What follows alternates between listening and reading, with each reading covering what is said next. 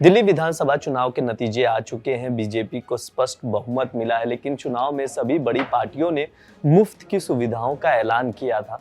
फिर वो चाहे बीजेपी हो, आम आदमी पार्टी हो या कांग्रेस। ऐसे में सवाल ये उठता है कि दिल्ली चुनाव में भाजपा ने जो वादे किए हैं वो कैसे पूरा करेगी, क्योंकि सुप्रीम कोर्ट ने सरकार की ओर से मुफ्त में दी जाने वाली सुविधाओं पर बड़ी टिप्पणी कर दी है। सुप्रीम कोर्ट ने फ्रीबीज की घोषणा करने की प्रथा पर निंदा जताई है। कोर्ट ने कहा है कि लोग काम करने के इच्छुक नहीं हैं क्योंकि उन्हें मुफ्त राशन और पैसा मिल रहा है। ये टिप्पणी जस्टिस BR गवई और जस्टिस ऑगस्टिन जॉर्ज मसीहा की बेंच ने किया है।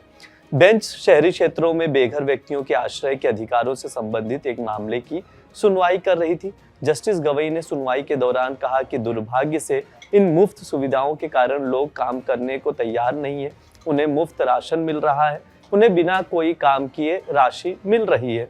अटॉर्नी जनरल R वेंकटमणि ने पीठ को बताया कि केंद्र सरकार शहरी गरीब उन्मूलन मिशन को अंतिम रूप देने की प्रक्रिया में है, जिसके तहत शहरी क्षेत्रों में बेघरों के लिए आश्रय की व्यवस्था समेत विभिन्न मुद्दों पर समाधान किया जाएगा। पीठ ने अटॉर्नी जनरल को केंद्र सरकार को ये पूछने का निर्देश दिया कि शहरी गरीबी उन्मूलन मिशन कितने समय में लागू किया जाएगा। सुप्रीम कोर्ट ने मामले की सुनवाई 6 सप्ताह तक के लिए स्थगित भी कर दी है। ये हो गई मामले से जुड़ी बात। अब बीजेपी ने अपने संकल्प पत्र में क्या ऐलान किए थे वो भी हम आपको बता देते हैं। पार्टी के राष्ट्रीय अध्यक्ष JP नड्डा ने दिल्ली विधानसभा चुनाव के लिए बीजेपी का संकल्प पत्र जारी किया और कहा कि हमारी सरकार बनी तो महिला समृद्धि योजना के तहत दिल्ली की महिलाओं को प्रति माह 2500 रुपए दिए जाएंगे। इसके बाद घोषणा पत्र का दूसरा भाग अनुराग ठाकुर ने जारी किया। उन्होंने युवाओं को 15,000 रुपए देने का ऐलान किया। दिल्ली में बिजली, पानी और महिलाओं के लिए बस यात्रा फ्री रहेगी। बीजेपी ने अपने घोषणा पत्र में यह वादा किया है।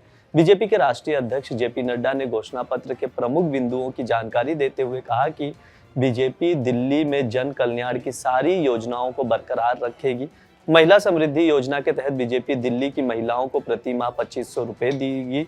वहीं गरीब परिवारों को LPG सिलेंडर पर 500 रुपए की सब्सिडी दी जाएगी, जबकि होली और दिवाली में एक गैस सिलेंडर भी फ्री में दिया जाएगा। ऐसे वादे किए गए हैं। बीजेपी ने दिल्ली के बुजुर्ग मतदाताओं को लुभाने पर भी ध्यान दिया था। JP नड्डा ने कहा था कि 60 से 70 वर्ष के बुजुर्ग के लिए पेंशन की राशि 2000 रुपए से बढ़ाकर 2500 रुपए की जाएगी। वहीं 70 साल से ऊपर के बुजुर्ग, विधवाओं, दिव्यांगों आदि की पेंशन 2500 रुपए से बढ़ाकर 3000 रुपए कर दी जाएगी।